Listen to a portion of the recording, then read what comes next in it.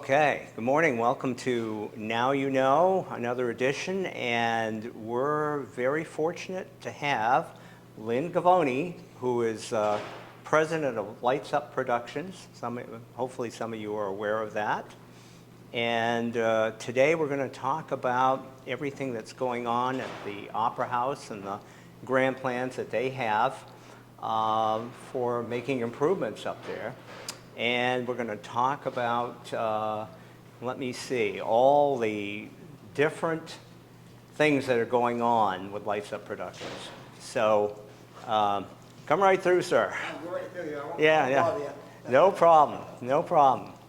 And so we're starting at the bottom of the stairs right now. We're going to work our way to the top, and then we're going to go through the Opera House. And Lynn is going to kind of point out some of the major structural changes or major changes that are going to go on up there. So anyways, Lynn, good morning. Good morning, Chris. Yeah. Thank you for having me. Yeah. So we've got the wonderful staircase with the stained glass windows in our background here. And we're going to make our way upstairs into the Opera House itself. And then we can talk about all the exciting new plans for Lights Up Productions. Okay, we're on our way to the second floor, and we are going to take a good look at the Opera House. And then you can help us visualize the changes. Okay, so a lot of people, Chris, don't even know that the Opera House is up here on the second floor of Town Hall. When you drive by on the outside, right on Water Street, you see these 5 beautiful arched windows. And a lot of people don't pay attention to what's up there, but this beautiful space is here. And it was built in 1907 by an architect that also built the Waterville Opera House. So she's kind of like our sister opera house. It's been around a long time. 1907. It is on the historic register. Okay. We will take you into the Opera House now and take a look at it. And I must say, you know, there have been some improvements over the years, and I got to give former town manager Pat Dickey and her team a lot of credit for raising funds to redo the seats in here. And the seats are vastly more comfortable than maybe some of you remember the original seats in here, but your rear end was pretty sore by the end of a town meeting, I can tell you that. So this is a whole lot better than what they had. So they did make some improvements, but unfortunately nothing really happened for a while after that, and that's really where Lights Up Productions come in. And Lynn, give us how this whole thing started. Well, Lights Up Productions kind of was a dream of mine. On the winter solstice of 2022, Okay. I woke up in the middle of the night, and as I often do, but I could not go back to sleep again. And where I live is right on the Kennebec River. Mm-hmm. And if you look across, you can see the old spinning mill. Yes. And at that time, they had just started work on it. And on the inside, it was all lit up and looking beautiful and reflecting on the river. So I thought, hey, if the spinning mill can get renovated like that, and it will become a great place in this town. Getting close. Why not the Opera House? Absolutely. So I really was inspired overnight on the winter solstice, the darkest time of year, to bring the lights up on the Skowhegan Opera hence House. the name Lights Up Productions. Right. And you know, it's been a long time, once again, since anything tangible has really been done here, and there's been so much talk in the community, and you've got the what was it, the Friends group that Yes. raised a bit of money to do things, but it really was just a minor dent in what is a substantial amount of money that is needed to do things. So there's a lot of stuff to be done. So tell us. But what has been done has been Yeah. important improvements. So the town, because the town owns this building, the Opera House is part of that building. So they had a town group called the Opera House Committee. Okay, yeah. And the Opera House Committee was collaborating with West Aronsett Arts Council, and they had a committee called the Friends of Skowhegan Okay. Opera House. So they worked together. The Friends were hopefully fundraising to make all of these new renovations that they wanted to have happen. So they had a business plan for the Opera House, the town did, but it was made in collaboration with West Aronsett Arts Council. And they were hoping also that Main Street Skowhegan could take part of that. But They're pretty spread out. they have a lot of fires, Yeah. or not fires, but plates up on poles. you Yeah, know. they do. So they couldn't take on this building as well as all of the other projects that they're doing in town. So over time, though, the town did make part of the improvements that was in that plan was to have new HVAC system put in Right. for the heating and the air conditioning, and the heating is amazing in here. Okay. I don't know if you've been here since that's been improved, but Thanks it for gets mentioning quite, that. It gets Yeah. quite warm in there sometimes, and a lot of people do like that, though. In the summer, however, the air conditioning is working, but it's not as good as the heating system. So we still would like to get better air conditioning in here in Okay. the future. Yeah, I don't Yeah. know what else Yeah. to say. So anyways, you got, Edit that part. no, that's okay. So there's real plans going forward. Now, you've got some plans well beyond what you mentioned thus far. So let's kind of, we're standing on just the outside going into the Opera House itself, but I think out here in the lobby area, let's talk about maybe some of the first improvements. Okay, so right here is the one and only public bathroom on this level, on the lobby level. And so when people come to a show here, they have to go downstairs through the town office hallway down to the public restrooms at the end of that hallway. So one of the big, huge first things, in my opinion, but that'll come with our master plan, is to make this entire space into a public restroom. Okay. And at first, there was discussion about the women's room on this side and Okay. the men's room on that side of the lobby. However, nowadays, they make these restrooms that are just for anyone. Okay. Where the doors That's- go all that's the way right. to the floor, and then there's a common area where you wash your hands. That's right, yep. So that would be ideal. That would be so inclusive, and of course, we would have handicapped accessible restrooms as well. That's right. And you got to think of those things. I mean, I think I'm getting up there in age, but when you walk up the stairs, I kind of take that for granted, no big deal. But not everybody does. So this is not that user friendly for people with some disabilities. So, and you've got plans for that We too. do have an elevator Yeah. on the other side of the lobby. Yeah. However, that also is very kind of antiquated, Okay. and we would like to have a new elevator system eventually. And you're talking not just one, but two, right? Well, yes. Maybe an that's the dream, elevator but- for the public, and then also an elevator backstage for pieces to come up from Okay. up in the back. And you're also going to have this set up so that people don't necessarily have to come in through the main part of the municipal building, right? You're going to have a staircase? Oh, it's not that way. Oh, The stairway is going to be back on the riverside. Riverside, okay. Right? So imagine this wall almost all gone, and it would Oh. be an entryway to a glass stairway, Okay, an enclosed kind of semicircle stairway, okay. enclosed in glass, where everybody, they would have landings that you could just look at the river. I mean, this is what Skowhegan is all about, right? This is just beautiful, especially on a rainy day like today. And there's some hope there will be a promenade out there by the time you Yes. get to that, right? And so, yes, the river park, this is the building where the river park ends. Okay. So people could come right down the river park walkway, the boardwalk, They could have been. and come to the Opera House. They could have been eating or having a Right. drink downtown and then walk up here and then Yeah. enter the Opera House from the outside. Yeah? That sounds So good. an important thing about that as well is that that would be the fire escape. Yes. Right now, the fire escape has been kind of a thorn in the paw of the town. It's been rusted, it's outside. It is able to be used, you know, it's been inspected over the years, but the town knows that it needs to be replaced.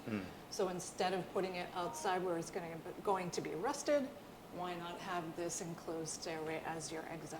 That makes a lot of sense. And it's much safer.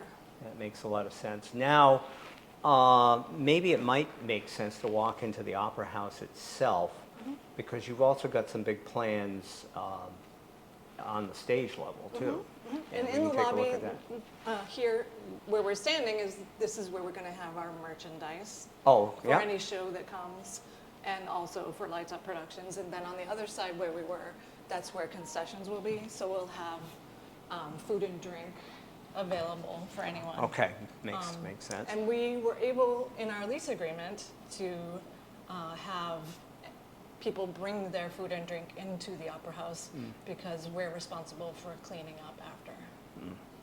Now, in November of last year, 2023, you became officially a nonprofit Yes. organization. So now you can get tax-deductible donations, Yes, we can. which is the big thing. But the other thing is that puts you in position with grants as well, correct? Yes. And so isn't that really one of the major things here is that the town would not have been eligible for those grants, but you are.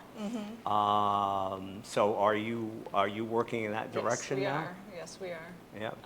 We applied for the Maine Community Foundation grant. The project being the renovation of the restrooms or the creation of the restrooms on the Okay. lobby level, and we did not get that. Oh, that's Yeah. too bad. But it was our first experience really writing a grant. Yeah. And we needed to be a 501c3 in order In order to do it. apply for grants, and that took some time. We became a 501c3 at the end of September of this year. Okay. It takes a while for that Okay. to go through. Oh, okay. All right. Let's walk into the Opera House itself and maybe take a look at the stage, because we've got some exciting things Oh my goodness. potentially going on there too. Yeah, for sure. Well, the stage is set up right now with some music stands because we are doing a presentation of A Christmas Carol. Yeah? Do you want to promote that now, or are we Yes, going to? sure, why not? Oh, why not? So we have a director from Sparrow's Nest Theater. His name is Fred Liebfried. He Yeah. agreed. He's also one of our advisors for Lights Up Productions. He agreed to be the director for A Christmas Carol, and it's a staged reading. It's Yeah. not like Reader's Theater. However, the characters are able to move the stands around, and there will be scenes in the background with the townspeople, and the Cratchit's home base is on one side, and it's really interesting to see some of these people who auditioned and were cast really becoming the characters from the early 1900s in England.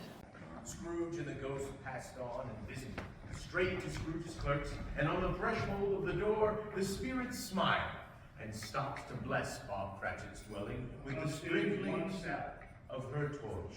Right there. Then up rose Mrs. Cratchit.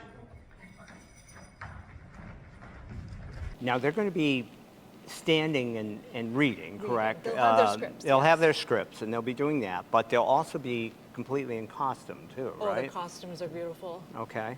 I have to give a shout out to Hannah Davis. She is our costume designer, and she was able to partner with a lot of the different theaters that she has been the costume designer for to pull their costumes, knowing what theaters had these beautiful, beautiful Victorian costumes.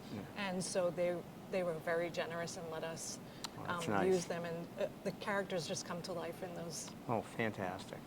Well, that certainly is a beloved show Oh, or play or absolutely. whatever format, book as well. And I'm hoping you can get plenty of people who come to this. And hope so, too. and it's coming right up. We're actually taping this show. Taping is an old-fashioned term. It's not really Recording. taping. Recording this show. And we're doing it on, I believe today is the 11th. And John, I'm sure, will have it on in advance. so I that hope we so. can, we put a lot of pressure on John, and have it on in advance before the show. But the show is like over 4 days and, well, 3 nights, 19th to the 21st, and during the day on Sunday at You 2 got it. o'clock, right? Very good. So Okay. yes, the night shows, the 7? 19th and the 20th and the 21st are at 7 o'clock. And then the afternoon shows at 2 on Sunday. And 22nd.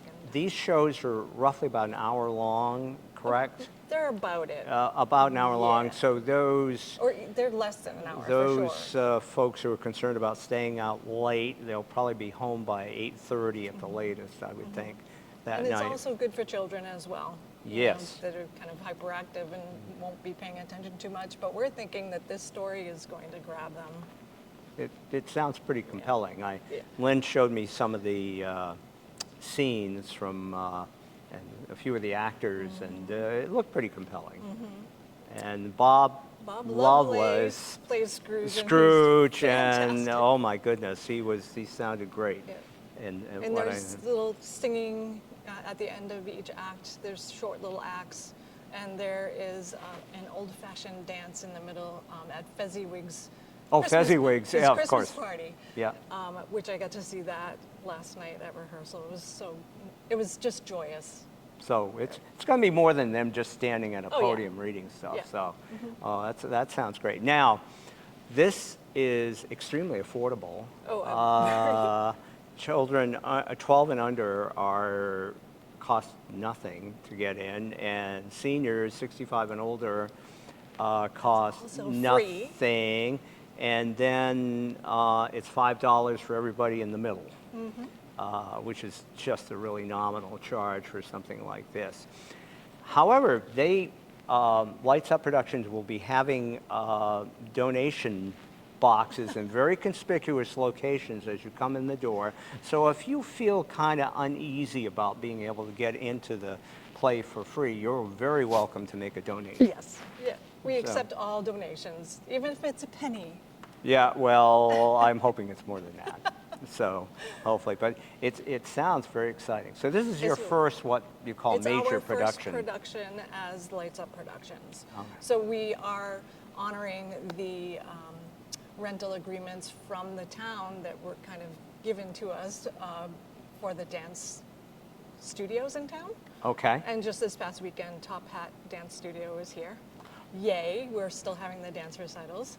And that this, is so- this weekend is Dance Express. You have at least several dance recitals a year, and There are 4 a year. unfortunately, I haven't been to any, but I have seen the number of cars that are out and around here all over the place when a dance recital is going on. So that's a big thing. It is very big. Yeah, big. And it's traditional. Yeah, I think they've been doing it for 35 to 40 years here. yeah. So, I mean, Oh, yeah, and long the time. dance studios were actually quite nervous, thinking that Lights Up Productions wouldn't honor them being here anymore. And I thought, why Why- would they even think that? I Of course we would have them. We want people to come into this space. Well, it's exposure for you folks too. Yeah. So absolutely. Now, we were going to talk about what you're going to do on the stage level in terms Okay. of construction projects. Oh, so, boy. yeah. Yeah, so it's not a very pretty looking stage here. There's no main curtain. The fire curtain needed to be removed because it had asbestos in it. So Okay. they removed the fire curtain, and sadly they removed the bar that it was on, the rigging that it was on, because we could have put a half curtain here and hidden these lights Yeah. had they left that, but they didn't. They took everything. Yeah. Maybe it's because there was asbestos on it. I don't know. So we would love to have a main curtain back again, or even just a half curtain like the back there. You know, there was a reason why they had asbestos curtains, because they prevented fire Right, but now and retarded, and of course. we have sprinklers, a sprinkler system. Yes. So that was why we had the Actually, that was another one of the improvements. Yes, it was. I didn't give them enough credit. It went beyond the seats. Yes, the it sprinkler system really was did. part of that as well. Yeah, absolutely. But various things you're going to do back here. Right, so we're wanting to make the space on stage handicapped accessible, Okay? to be code compliant. And also, the lights cannot be raised or lowered, and neither can the curtains, because the structure above the stage is not sound enough to have that weight on it, Oh, yeah. and to be manipulated. It was analyzed, and we would need to improve the stage Okay. ceiling in Yeah. order to get new rigging, new lights, new curtains, et cetera, et cetera. So that is way down on the back burner for Okay. now, because the cost estimate for that was $882,000. Oh, my God. And Yeah. that was going back a few years. Yeah. So now, with construction materials raising since 2020, Yeah. it would probably be even more. Wow. But that doesn't mean we can't have productions here. We can still have productions here, we just can't manipulate the rigging. Oh. Well, but also you're going to do some bathrooms back here, sure, right? yes. And some dressing rooms? Dressing rooms and bathrooms, I'm yes. assuming those cost There less are than dressing that. rooms back there, but there are no bathroom facilities. The actors and performers would need to go down the back stairway to access the bathrooms in the town hall. Yeah, That's kind of problematic. it is. So what's the priority order here? You've got the bathrooms that you're going to do Okay. out in the lobby, right? That's a really good question, because we have so many plans and so many ideas about improving this space. What's really great about the Skowhegan Opera House is that the bones are very good. There's structurally really nothing, and aesthetically really nothing that's kind of striking that needs improvement. No. So that's a good thing. But the priority list, Chris, needs to be determined by really an executive director. Let's talk about the executive director. It doesn't exist yet, No, but we do not have one. you're making progress. And back in November, during elections, you were outside collecting signatures, and you got more than enough to present to the town asking for some funds. Yes, So for you're- paying an executive director. Yeah. We definitely need one.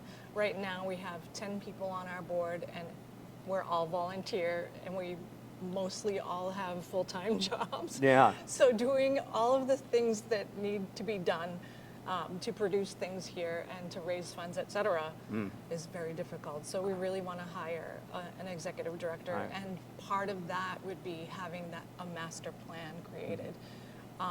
Basically, what the priority list is. Okay. Everybody on the board has their own opinions about what should be first, next, last, et cetera, but I think an executive director You need would somebody be to herd them in very, a little bit. very helpful in that area. And not only that, but they would also spend a majority of their time fundraising and getting sponsorships, et cetera, grant writing. Now, you've already got some board members, and this seems natural, that have some acting background and so forth. And you've got a fellow, if I got his name right, Bryant Sear, Yes. who is with productions with the Waterville Opera House. Yes, he is. He's the production And manager. couldn't ask for anybody with better background to know. be on the board, Great I would experience, think. yes. So I'm sure he's lended a lot to He has the board. been very, very critical as a vice president. Yeah. He has so much knowledge and so much experience about producing. It's amazing. He could probably help you with the executive director decision, I would think. Oh, yes. Yeah. We have to, put our feelers out there and, do the hiring, interviewing and all that, so.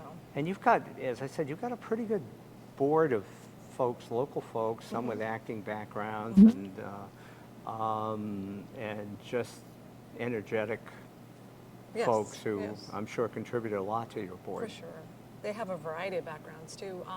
One of our newest board members, her name is Melanie Weston. Yeah. She has a historical background. She knows Ah, all the- about historical buildings. I was going to say Weston, does that have anything to do with the Weston In name? Madison? Yes. Yes, it does. Yeah, Weston Dam, all that stuff. Yes. Yeah. Yeah. Yeah. And Oh. her sister Hannah is in our first production of A Christmas Carol. She's not only in it, but she is doing the choreography.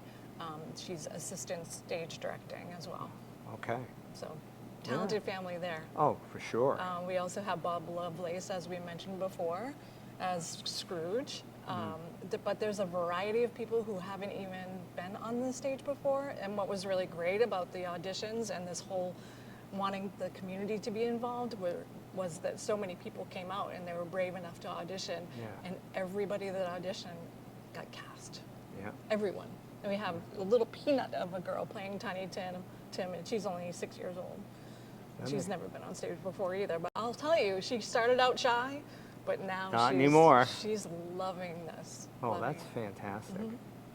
So you have done, well, a number of things over this past year leading up to this, and you've been out doing a lot of community engagement, or whatever term you want to use for that. But tell us a little bit about that. How are you getting your name out there? All right, so people have been to different events through Main Street Skowhegan and different things that are happening around town. So we've kind of linked up with different things like Snowfest. We were there playing ice hole as an ice hole team, and we came in second. It was great. Oh, that's pretty good. But we also had a table set up and we talked about ourselves. Then They had an ice bar out there too, right? Yes, an ice bar, and Bob Lovelace played at Unwind that night and raised funds for us as well. Yeah. So what do you know? And you have Billy, right? Yes. She's Billy the Clark, owner of Unwind. Yes, she's And she's on our on board. your board. She's a director. And you've Yeah. had some events with Unwind. Yes, we have. So we've been there for the summer solstice. I talk about the winter solstice, but we celebrated the summer solstice by collaborating with Billy Clark at Unwind and with the River Roads Artisan Gallery. Yeah. We had some of their artists display their art and actually sold a really big, beautiful photograph. Oh, nice. Yeah, it was great. Nice. So all the artwork was there, and then we had Bob Lovelace at the Snowfest, but at the summer solstice event, we had two local musicians. It was beautiful jazz in the background. It was nice. And you were at Scalpendus, right? Yep, we were at doing Scalpendus that. Family Fun Night. And then one of the biggest things that we did just recently were the ghost tours. Yeah. The yeah, absolutely. Skowhegan ghost tours were way more popular than we even imagined. People loved it. There were 7 tours around town at different times of the day. So you're walking around what is called the Flatiron The District, Flatiron right? District Right. and the community theater group that got together. It was all Hannah Davis's idea, the costume designer for A Christmas Carol. It was her idea in the first place to have this. So this community theater group got together, did all of this finding of all of these ghost stories around town, and created a tour telling the stories. And then they had actors out there and musicians, and oh, it was just so great. Everybody loved it. They came in their costumes, people came in costumes, and they had a little break in the middle of it, and they were able to get Caford's apple cider warm. Oh, nice. And Yeah. some handmade cookies from people just in the little break area, but they just really loved the stories. So who were the tour guides, or a few Oh of them? my goodness, yeah. So Melanie Weston, Yeah, okay. again, was one of the tour guides. Bryant Sear Right. was really the kind of orchestrator of this whole thing, telling everybody these stories. There were other people as well. Now, they were giving a history of the town, but in kind of a spooky spooky way. Yeah. And so you make it into some ghost stories of these historical figures making ghosts or stuff. Yeah. Yeah. Yeah. There were little actors. There was a young man with one arm because there was a railway right through the center of town. Right. And there was a story about somebody getting their arm caught underneath the railway. Oh, and he was representative of that. And he suffered for 10 minutes before he passed away because they couldn't get him out. Oh, Yeah, it my. was terrible. Yeah. I mean, all of these stories were just, these are all dead people, you know. And I assume you're going to do it again since it Oh, was so absolutely. bad. So we thought maybe there would be 15 people for each tour. Yeah. there ended up being sometimes 40 people walking around town at Yeah. one time. So we had, I think, 187 people total Yeah. in 7 tours. Wow. We were just woo, blown away. And what's really great about it too is that each person got what we called a boo bag. It was like a little goodie bag, and inside the goodie bag were treats, of course, for Halloween, and then some discounts, Okay. coupons from Old Mill Pub, from Unwind, and from Lynette's. Oh, nice. Yeah, Nice. so So, we Now- want to involve the community as much as we can. well, that was a good way of doing it. So going forward, of course, the most immediate thing is A Christmas Carol coming Yes. right up. And then what happens after Okay, that, maybe? so in January, we have auditions for a play that we're putting on in March. It's called The Complete Works of William Shakespeare, the abridged version. And it's like Shakespeare meets Monty Python. It's a comedy. There are 3 people in it, and they just stumble over each other trying to perform Shakespeare. Oh, yeah. It's hilarious. So those auditions will be on January 12th. It's a Sunday. And then on the Tuesday, the 14th of January. Okay. But the show will be in March. We are also having historical tours. Yes. Yeah, You so- have like 4 years, something like that? Right. We have. Yep. We're planning on one a quarter. Our last one happened in September, but then all kinds of things have happened in between, so we Okay. didn't get to the end of the year one. So we're doing January, we're doing April, we're doing July, and we're doing October. Now, you have one in September, right? And it was in Yes. regards to, I don't know how many people know this name, but Mary Pickford, who was a famous actress in the early 1900s. She was famous for being in the silent movies. Yes, yes. go And on. then the speaking movies came, and she was a little bit nervous, thinking people wouldn't like her anymore because Yeah. of hearing her Her voice, yeah. But they did. They loved her. They called her America's sweetheart, but she was actually from Canada. Yeah. But we celebrated That's her funny. on the date in September that she was actually on the Skowhegan Opera House stage. Okay. She was in a play here in Skowhegan. Oh, okay, okay. And so she was a famous actress, and then after that, she went on to become a film pioneer. Like, Okay. she was just an amazing filmmaker in But- Hollywood. But with a Skowhegan background. Yeah. So well, that- a little piece, little- a little piece of her career was here. Well, since it started in 1907, you know, yeah. what was that? What year was that? 1918 Oh, I think it was. or Oh something? gosh, I can't remember now. Yeah, yeah. 1918 was it? I- 1918. I'm just throwing that out there. I don't know. I don't really know.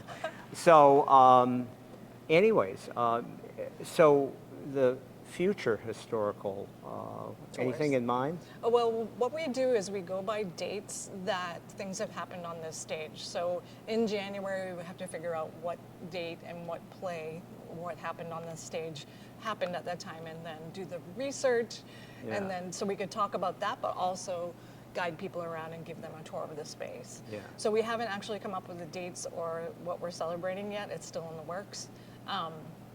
But yeah, it's basically, that's what we do. We make it historical because of that. And oh, I want to say that Melvin Burnham did yes. an amazing presentation last October.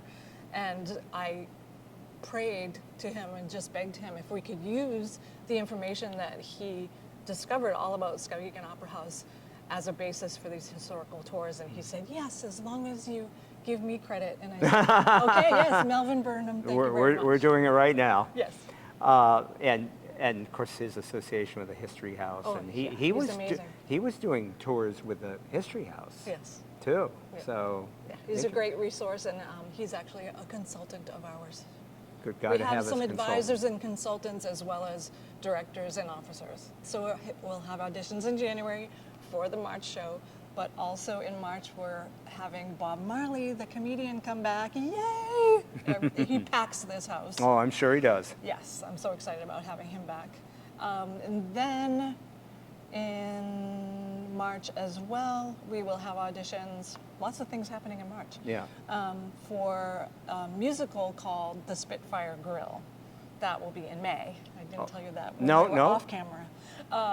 So a Spitfire Grill is about a young lady who gets out of prison on parole and comes to a small town, works in the diner, and it's just a really transformational Okay. type of thing for the town and for the young lady. Okay. But it's a musical, and we're just so excited about having that on our stage. So do you have to pay money to? Oh, for the rights? For the these rights? things, yes. So we have Yeah. to, yes, part of our costs of being this nonprofit, part of our budget is that we need to pay for rights for these Okay. things. So that's money, and that's what we could use donations for. Donations for? Yes. Yeah. Yeah. And operational kinds of grants that might be out there. Okay. Well, what else do we have? Then, let me think. I was on May, right? May. Okay, and then in July, we're having Shakespeare in the Park. So in the park, on Coburn Park, there's that beautiful little tiny green stage. Oh, yeah. Yeah. So we'll have it lit and have sound there. Oh, that'd be and perfect. we'll have a Shakespeare play out in the public outside, hopefully in a beautiful July summer. And then in October and December, again, we will have our really popular ghost tours, our second round. And then in December, every December, this is what we're planning. Every October, the ghost tours, every December, some version of A Christmas Carol. So this Okay. year, we're starting out kind of sparsely, smaller kind of presentation. Yeah. But then over the years, we're hoping to Might be the grow full it. play. Like it might be a musical. So like Oh, the musical. next year might be a play. That eventually it might be a musical. We might do kind of a modern version like Scrooged. There were lots of different adaptations. You out know, no one ever gets tired of A Christmas Carol. I don't think. You can throw that out there every single year in some form, and I'm sure you'll get plenty of people to come. there. It's just such a great story about somebody being just so mean and miserly, just that he becomes such a giver of joy. Which is perfect for this time of year, that's for sure. Tell me, what do we have left that you can think of? I don't know. Oh, well, as I'm standing in front here and I'm overlooking the theater, and It's just so it's very, very pretty, and the type of, going up to Yes, the it looks balcony. like- It looks like the filigree there. It looks like the side of a wedding cake to me. Yeah, It's really pretty. But you'll notice, if you can see this on film or recording, that the chairs are definitely different up there, the seating. okay. So these, on the main floor, all of these chairs had been replaced by new ones and much Yeah. more comfortable, like you Yeah. had mentioned before. But then most of the balcony is an old-fashioned type of chair. Yeah. And then the way, way back on the top are the original 1907 chairs. Oh, okay. And I can imagine how uncomfortable those are. Yeah, they probably So re- maybe eventually we could auction off those chairs, for funding. That's and an put idea. all these beautiful, new, very comfortable chairs up in the balcony. That'd be fantastic. Now, this place seats really a pretty amazing number. It's like 840 people, have I got that number You've right? got that right, yes. And 840 people, and this is, for those of you who have been down to the Waterville Opera House, which they did a fantastic job redoing the Waterville Opera House, and the acoustics in there are amazing. But this place is actually bigger. It is. Has more seats, and it's a different type of balcony. We don't have any side seating on that, No, that's right. Yeah, that's like right. the Waterville Opera House has. Yeah. But it's just as beautiful, and like I said at the beginning, the same designer, architect designed Waterville Opera House and Skowhegan Opera House. Well, it's been a shame, really, that it has been, well, I won't say out of commission, but underutilized. Underutilized is a really good word. For yes. a lot of years, and it has so much potential to bring it back. And thank God now we have Lights Up Production, who's hopefully going to do that, right? Yes, we want to bring arts and entertainment to the community, but also involve the community. That's why we have, the auditions for community members to come and join us on our events. But they need grants, We need grants. and they money. need contributions. By the way, tax Executive deductible director. contributions Oh, yes, that's right. from the community, the whole area, really, in order to make this happen. So hopefully you folks will come to A Christmas Carol play, and feel free to make donations when you come in, and that would be absolutely wonderful. And I want to thank Lynn Gavoni, Thank president of you. Lights Up Productions, for doing another show of Now You Know. Now you know. And now I kind of screwed that up because now I got to say, and now you know.